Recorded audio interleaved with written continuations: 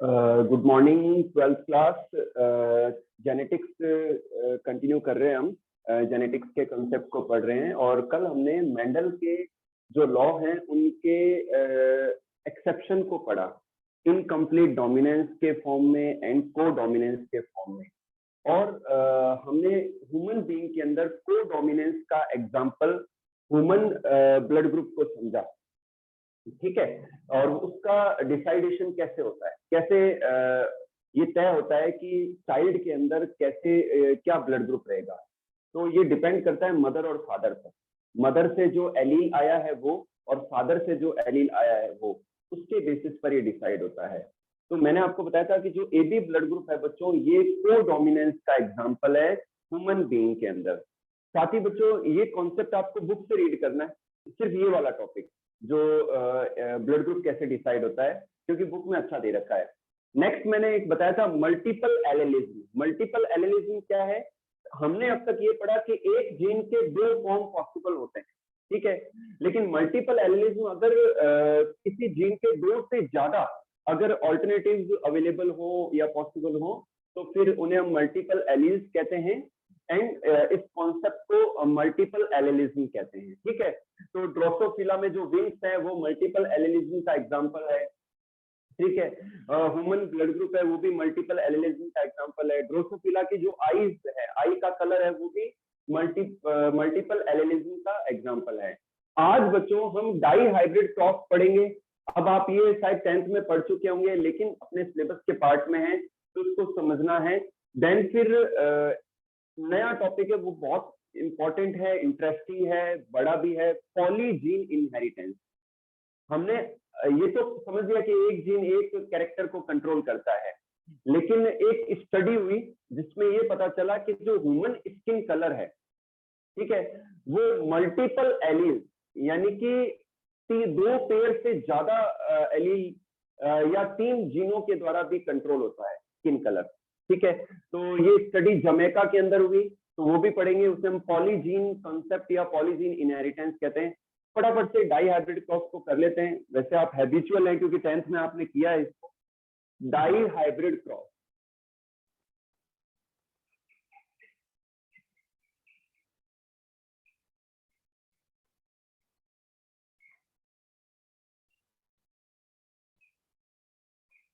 Die hybrid cross, ठीक है। तो मैं सीधा ही पहले एक्सपेरिमेंट लिखना स्टार्ट कर देता हूँ। Capital R, capital Y and ये है round, round comma yellow, yellow seeded, yellow seeded plant, ठीक है। ये हो गया बच्चों पेरेंट, ठीक है। Second, small R small R small Y, ये हो गया रिंकल्ड कोमा ग्रीन सीडेड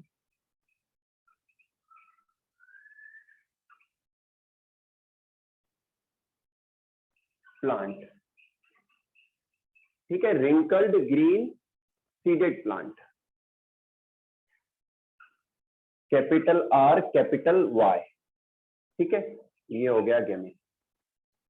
और ये अपन लेते हैं स्मॉल आर स्मॉल वाई, ठीक है।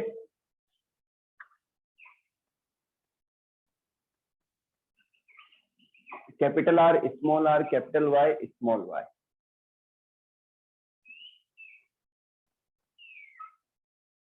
ये है बच्चों F1 जनरेशन,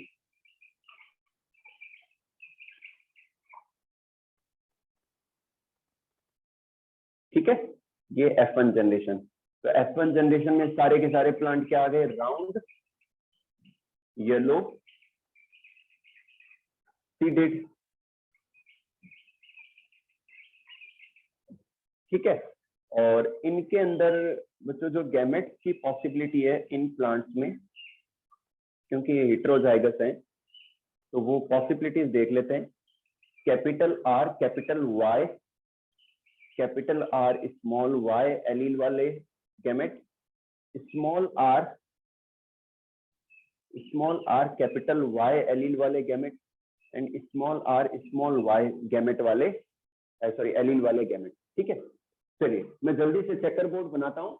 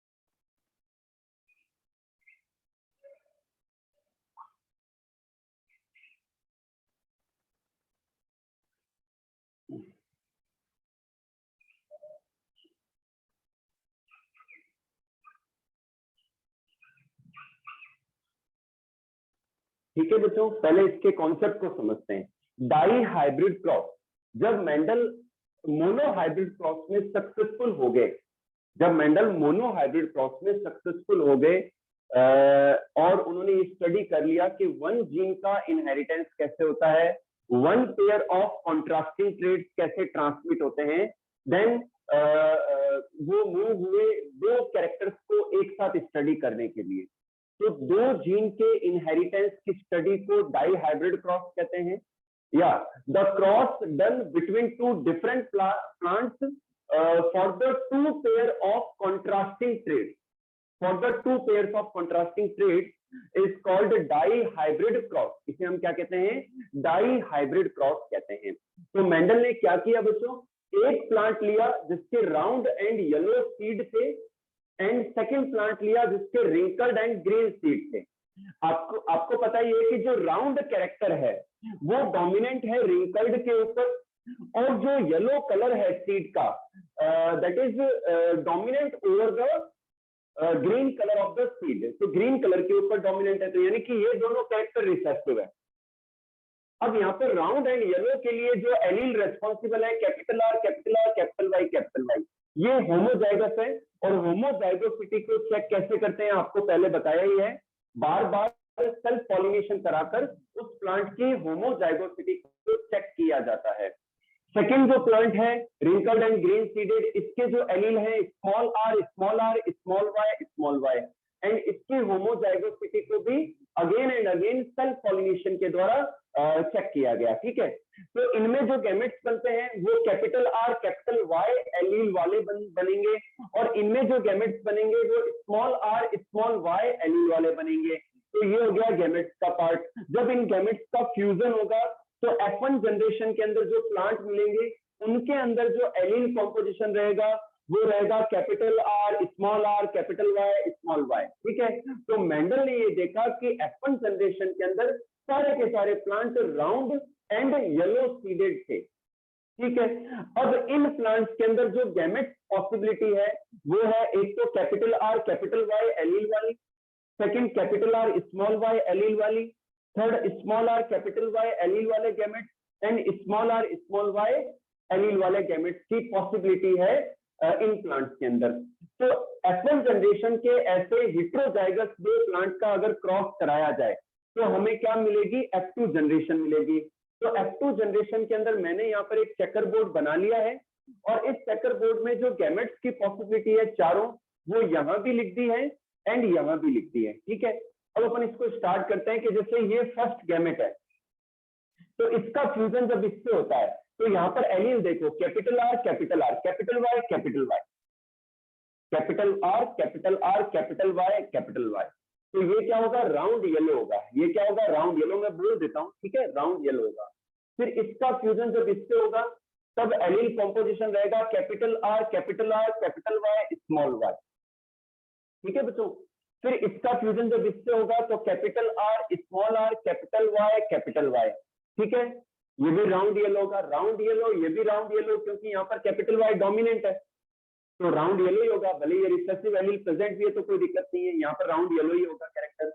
ये भी राउंड येलो होगा और इसका फ्यूजन जब इससे होगा तो capital R capital Y small Y, ये भी क्या होगा, राउंड येलो सीडेड प्लांट होगा। नेक्स्ट लेते हैं बच्चों, इसका फ्यूजन जब इससे होगा तो capital R capital Y small Y, ये राउंड येलो सीडेड प्लांट होगा। इसका फ्यूजन जब इससे होगा तो कैपिटल आर स्मॉल वाई, ये राउंड एंड ग्रीन सीड वाला प्लांट होगा। इसका फ्यूजन इससे होने पर capital R capital Y small Y, ये राउंड येलो होगा। और इसका फ्यूजन इससे होने पर कैपिटल आर स्मॉल वाई, ये राउंड ग्रीन होगा। ओके, चलिए ये इसको इससे करते हैं तो कैपिटल आर कैपिटल वाई, ये राउंड येलो होगा। इसका फ्यूजन जब इससे करेंगे तो कैपिटल आर कैपिटल वाई, ये राउंड येलो होगा। इसका फ्यूजन उससे करने पर स्मॉल आर कैपिटल वाई, ये क्या होगा, रिंकल्ड येलो होगा। और इस गैमेट का फ्यूजन उससे होने पर small R capital Y small Y, ठीक है दोस्तों। और इसका फ्यूजन इससे होने पर capital R capital Y small Y, round yellow. इसका फ्यूजन इससे होने पर कैपिटल आर स्मॉल वाई, ये राउंड ग्रीन होगा। इसका फ्यूजन इससे होने पर small R capital Y small Y, ये रिंकल्ड येलो होगा। क्या होगा, रिंकल्ड येलो होगा। और इसका फ्यूजन उससे होने पर स्मॉल आर स्मॉल वाई, ये क्या होगा, रिंकल्ड ग्रीन होगा। क्या होगा, ये रिंकल्ड ग्रीन होगा। तो यहाँ पर बच्चों डाई हाइब्रिड क्रॉस में जो फिनोटाइप रेशियो है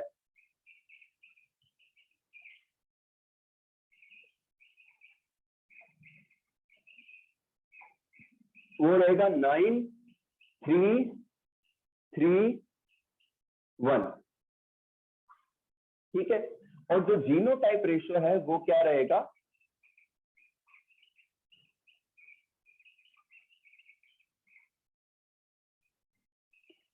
जीनोटाइप रेशियो रहेगा 1:4:1:1:1, ठीक है बच्चों। अब इसको अपन देख लेते हैं फिनोटाइप रेशियो क्या आया रिजल्ट में। 9 प्लांट ऐसे मिले इस क्रॉस के अंदर जो राउंड एंड येलो सीड वाले थे, ठीक है। 3 प्लांट ऐसे मिले जो राउंड एंड ग्रीन सीडेड थे और 3 ऐसे मिले जो रिंकल्ड एंड येलो थे, ठीक है। यहाँ पर देखो 3 प्लांट ऐसे हैं जो नए कॉम्बिनेशन वाले हैं, round green and wrinkled yellow, ये 2 नए तरीके के प्लांट हैं जो 3 हैं। और एक लास्ट में रिंकल्ड ग्रीन, ठीक है। तो ये तो हो गया फिनोटाइप अपीयरेंस के बेसिस पर रेशो। नेक्स्ट लेते हैं जीनोटाइप रेशो। ये जो एलील कॉम्पोजिशन है, सारे के सारे एलील कैपिटल है, ये एक ही है, ठीक है। ये जो एलील कॉम्पोजिशन है ये 2 है, एक ये रहा और एक ये रहा, ठीक है। तो मैं इसको टिक करता चला जाता हूँ, ठीक है। तो ये भी हो गया, ये भी हो गया। फिर ये जो कॉम्पोजिशन है ये 2 ही है, एक तो ये रहा और एक ये रहा, ठीक है बच्चों। कैपिटल आर कैपिटल वाई, ये 2 ही हैं। फिर है 4, ये देखिए बच्चों, capital R capital Y small Y, ये टोटल 4 प्लांट है हेटेरोजाइगस, एक ये और एक ये, ठीक है। फिर लेते हैं 1, आ जाते हैं यहाँ पर, ये प्लांट एक ही है बच्चों और कोई है नहीं यहाँ पर। कैपिटल आर स्मॉल वाई, ये कॉम्पोजिशन एक ही है, ठीक है। चलिए फिर आ जाते हैं 2 पर। ये जो कॉम्पोजिशन है ये 2 है बच्चों, एक तो ये रहा और एक ये रहा, ठीक है। और 4 हो गया, फिर 1 हो गया, ठीक है। फिर वापस आ जाते हैं 1 पर। ये जो कॉम्पोजिशन है स्मॉल आर कैपिटल वाई, एक ही है ये। फिर 2 पर आ जाते हैं तो ये 2 ही हैं, ये और ये, small R capital Y small Y, okay. और ये जो है ये एक ही है, सारे के सारे स्मॉल जो है एलील हैं तो ये एक ही है। तो इसको अपन मैं हिंदी में अगर बोलूं अगर इसको तो 122, 412, 121 याद कर लो। The genotype ratio of the dihybrid crosses 122, 412, 121। तो लर्निंग आसान हो जाएगी। और फटाफट से इसका लॉ बता के मैं पॉलीजीन इनहेरिटेंस पे स्टार्ट कर रहा हूँ। चलिए,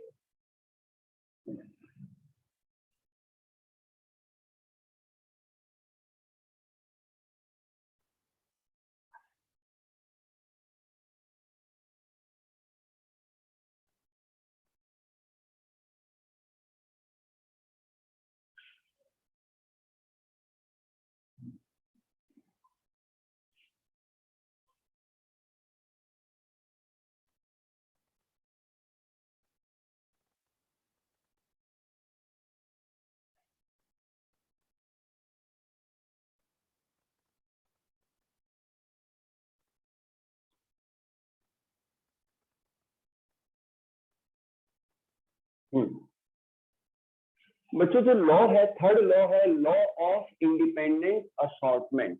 लॉ ऑफ इंडिपेंडेंट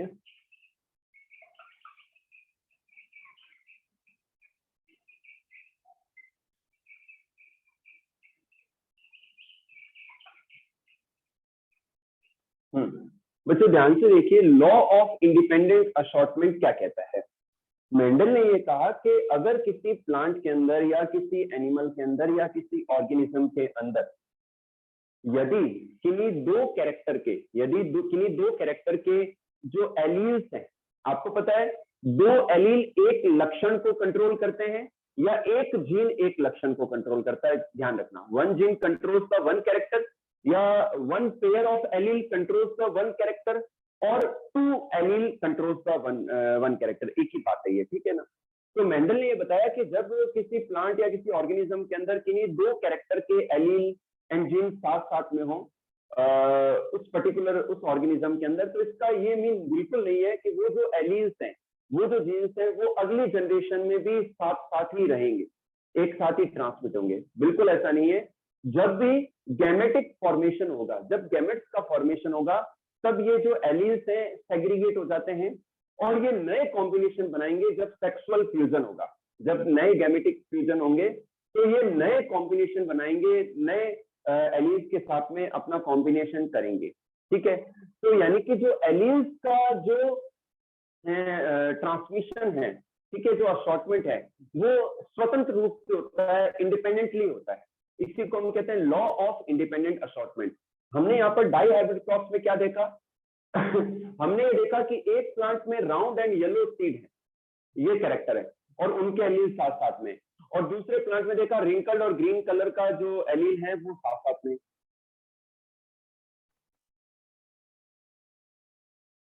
ठीक है बच्चों, तो दूसरे में हमने देखा कि रिंकल्ड और जो ग्रीन कलर के जो एलील है वो साथ साथ में। लेकिन F2 जनरेशन में हमने दो नए कॉम्बिनेशन देखे, round and green and wrinkled and yellow.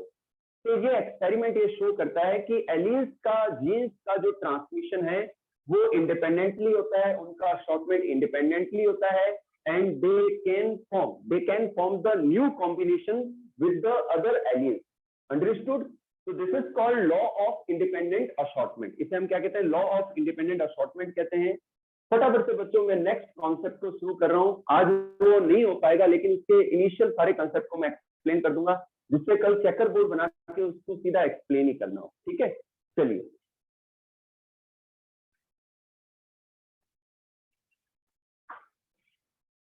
Next जो टॉपिक है उसका नाम है polygene inheritance. Polygene inheritance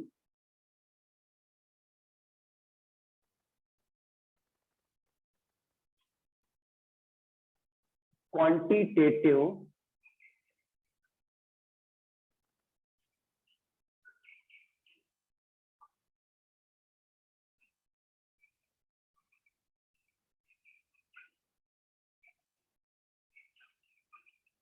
inheritance. ठीक है बच्चों, क्वांटिटेटिव इनहेरिटेंस, और इसे हम कॉन्टिन्यूअस इनहेरिटेंस भी कहते हैं। क्या कहते हैं? कॉन्टिन्यूअस इनहेरिटेंस भी कहते हैं।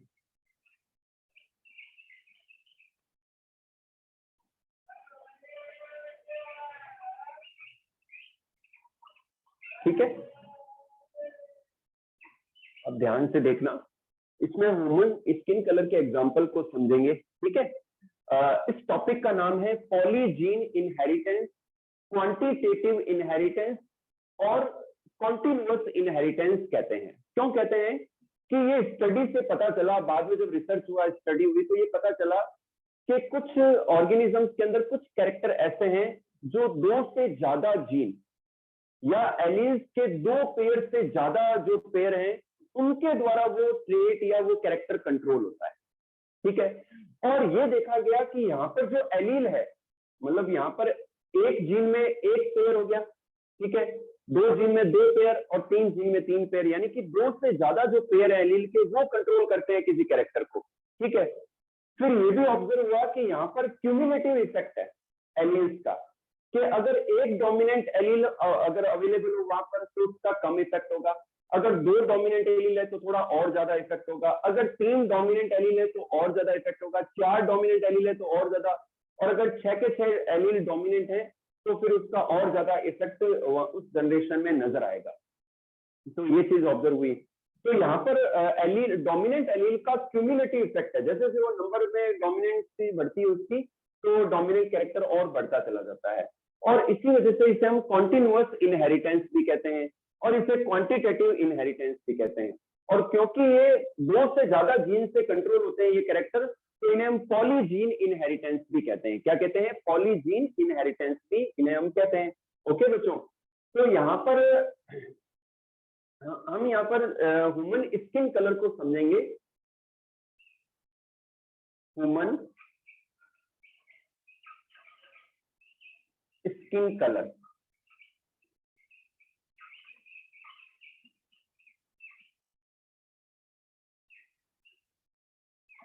हाँ,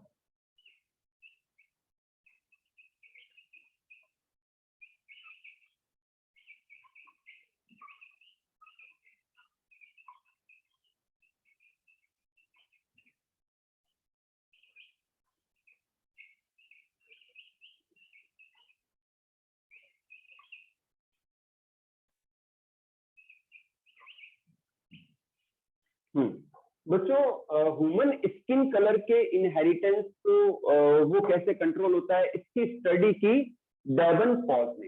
ये कंपटीशन का क्वेश्चन है, किसने स्टडी किया इसको? डेवनपोर्ट ने स्टडी किया। ठीक है, कहाँ स्टडी किया? जमैका के अंदर। कौन से ईयर में? 1931 में इसको स्टडी किया। अब उन्होंने क्या देखा? ठीक है, अब यहाँ पर आपको एक वापस मैं हिस्ट्री में ले जाऊंगा। आपको पता ही है कि जो अंग्रेज थे, जो ब्रिटिशर्स थे, उन्होंने पूरे वर्ल्ड पर अलग अलग कंट्रीज में जाके पहले बिजनेस किया, व्यापार को बढ़ाया, और देन फिर धीरे धीरे वहाँ के जो पॉलिटिक्स है, वहाँ का जो रूलिंग है, उनमें उनका इंटरफेरेंस बढ़ता गया और उन्होंने उस पूरे कंट्री को ही कवर कर लिया। तो इंडिया में भी अंग्रेजों ने 200 साल राज किया। ठीक है ना? तो इसी तरीके से एक्चुअल में जो अमेरिका है, तो अमेरिका के जो एक्चुअल लोग हैं वो गोरे लोग नहीं है, वो डार्क कलर के लोग ही हैं वहां के।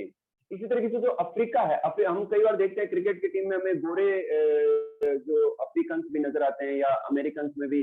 ठीक है बच्चों, जबकि ऐसा नहीं है। अमेरिका के जो रियल लोग थे, जब कोलंबस ने अमेरिका को डिस्कवर किया तो वहां पर डार्क कलर के लोग थे, पक्का कलर था उनका, तो उनको रेड इंडियन कहा था कोलंबस ने। इसी तरीके से ब्रिटिशर्स ने अफ्रीका पर भी राज किया। तो अफ्रीका के अंदर भी जो एक्चुअल में जो गोरे लोग हैं वो वहां के नहीं है, वो वहां के मूल निवासी नहीं है, उनके जो एंसेस्टर थे वहां वो आए, वहां बस के, ऐसा है। ठीक है, तो जमैका के अंदर भी कुछ ऐसा ही हुआ कि वहां जब अंग्रेजों का शासन था, जब अंग्रेजों का राज था, तो जब अंग्रेजों का राज वहां से था तो कुछ जो ब्रिटिशर्स थे वो वहीं रह गए। ठीक है, वहीं बसे रह गए और उनकी अगली जनरेशन वहीं रह गई। तो नेचुरल सी बात है कि आप जिस शहर में रहेंगे, जिस सोसाइटी में अपना ज्यादा साल बिताएंगे, तो फिर वहां पर रिश्ते नाते भी वही होंगे, वहां शादियां भी वही होंगी, वहीं के परिवारों में होंगी। अगर आप में से कोई फैमिली अगर मुंबई बस जाती है और 20 एक साल अगर मुंबई में रह जाती है, तो वहाँ नेचुरली आपके फ्रेंडशिप हो जाएगी, वहाँ जानकारी बढ़ जाएगी, वहाँ एक सोसाइटी क्रिएट हो जाएगी। तो हो सकता है कि आपकी जो नेक्स्ट जनरेशन है, वहाँ के उनके जो रिश्ते हैं वो वहीं उसी शहर में हो। तो जमैका में भी कुछ ऐसा हुआ कि जो गोरे पीपुल थे, ठीक है, यहाँ पर जमैका के जो काले लोग थे उनको कहते हैं निग्रो। क्या कहते हैं, निग्रोज, ठीक है। और जो अंग्रेज वहां रह गए उन्हें कहते हैं व्हाइट पीपल, निग्रो पीपल जो हफ्सी थे, काले थे, एंड व्हाइट पीपल जो अंग्रेजों के वंशज थे, ठीक है। तो वहां रह गए, तो अब वो जब वहां रह गए तो उनके बीच में आपस में यारी दोस्ती हुई, रिश्तेदारी हुई, तो शादी ब्याह भी हुए उनमें, ठीक है।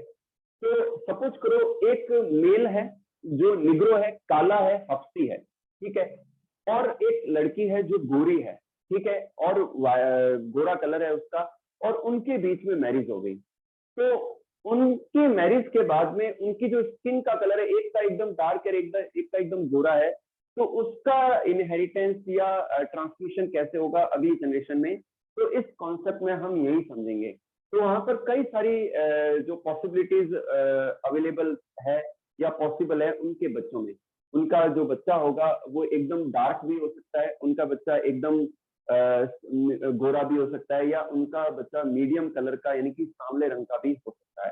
तो ये पॉसिबिलिटी कैसे हुई, ठीक है। तो यहाँ पर इतना कंसेप्ट मैंने समझा दिया। अब ह्यूमन के स्किन के कलर को कंट्रोल करने के लिए जो एलील्स की पॉसिबिलिटी है वो ये है। एलील पॉसिबिलिटी देख लेते हैं अपन।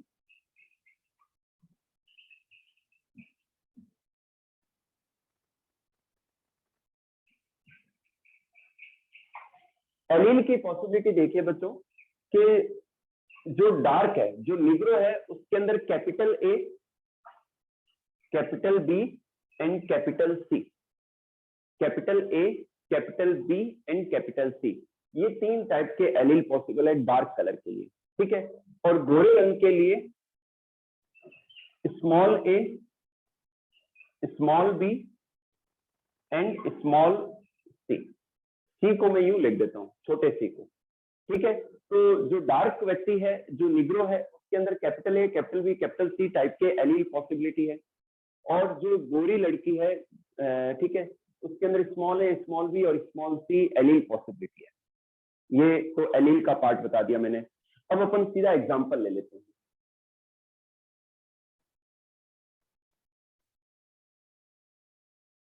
हम यहाँ पर जमैका के अंदर डेवनपोर्ट के द्वारा किए गए ह्यूमन स्किन कलर के रिसर्च को हम समझ रहे हैं कि उन्होंने क्या ऑब्जर्व किया।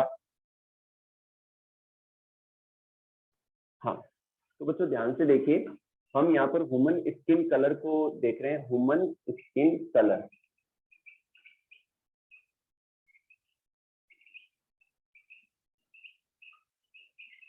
ठीक है। ये टॉपिक आज कंप्लीट नहीं होगा, ये नेक्स्ट क्लास में कंप्लीट होगा, तब तक आप रिवाइज कर लेना, 2 दिन का गैप मिलेगा आपको। मान लो जो मेल है, तो मेल जो है वो निग्रो है, वो क्या है बच्चों, एकदम डार्क है, निग्रो है। तो उसके अंदर 3 pair of allele, capital A, capital B, capital B, capital C, capital C, ये ध्यान से देख लो, 6 एलील। मेल जो है, ठीक है, उसके अंदर टोटल 6 एलील के द्वारा, 6 एलील के द्वारा उसका स्किन कलर कंट्रोल हो रहा है, वो एकदम डार्क है। जो स्किन कलर है वो 6 एलील्स के द्वारा कंट्रोल हो रहा है, वो जो कि एकदम डार्क है, ठीक है बच्चों। कैपिटल ए, कैपिटल ए, ये एक जीन हो गया, कैपिटल बी, ये एक जीन हो गया, कैपिटल सी, ये एक जीन हो गया, ठीक है, ये एकदम डार्क है। और इसकी मैरिज मान लो गोरी लड़की से होती है, फीमेल, तो ये है एकदम व्हाइट, ठीक है बच्चों। तो यहाँ आ जाएगा small A, small A, small B, small B, small C, small C, small C, ठीक है, small A, small A, small B, small B, small C, small C, ये पॉसिबिलिटी है, ठीक है बच्चों। अब इसके अंदर जो स्पर्म बनेंगे, जो गैमेट बनेंगे, उनके अंदर आधे एलील रह जाएंगे, तो capital A, capital B and capital C, ये पॉसिबिलिटी है, ठीक है बच्चों। और इसके अंदर जो ओव्यूम बनेंगे इस लड़की में, वो बनेंगे small A, small B, small C allele वाले, ठीक है।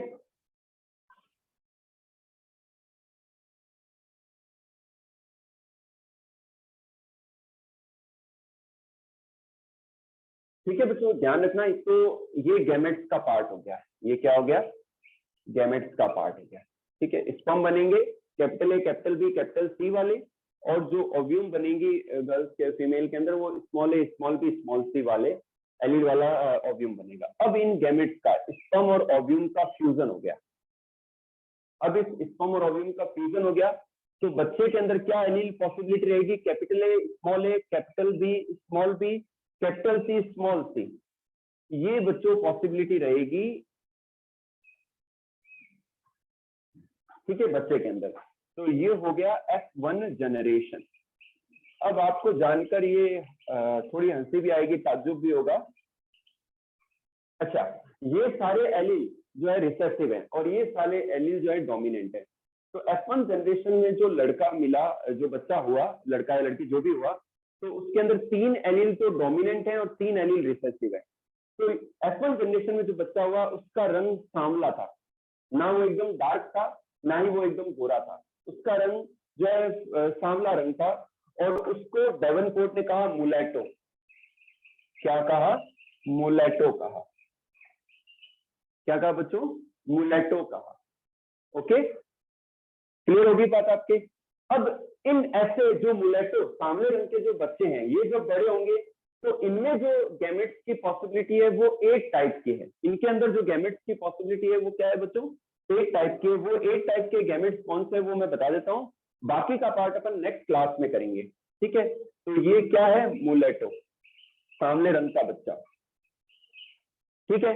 इसके अंदर 8 प्रकार के, 8 टाइप के गैमेट्स की पॉसिबिलिटी है।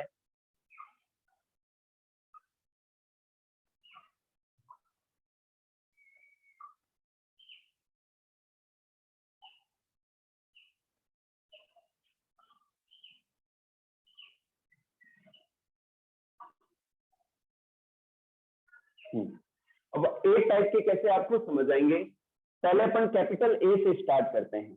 इस बच्चे के अंदर जब बड़ा होगा तो गैमेट्स कैसे एलील वाले होंगे? Capital A, capital B, capital C. Capital A, capital B और कैपिटल सी, ये एक गैमेट बन गया, ठीक है। कैपिटल ए को पकड़े रखेंगे पहले, फिर capital A, capital B and small C. Capital A, capital B and small C, ये हो गया। ओके बच्चों, चलिए फिर हम लेते हैं capital A, small B and capital C. Capital A, small B and capital C, ये एक पॉसिबिलिटी होगी।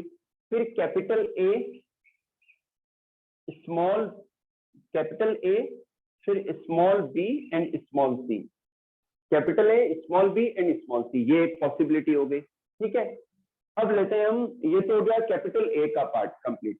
अब आ जाते हैं स्मॉल ए पर। Small A, capital B, capital C. Small A, capital B, capital C, ये एक गैमेट पॉसिबिलिटी हो गई।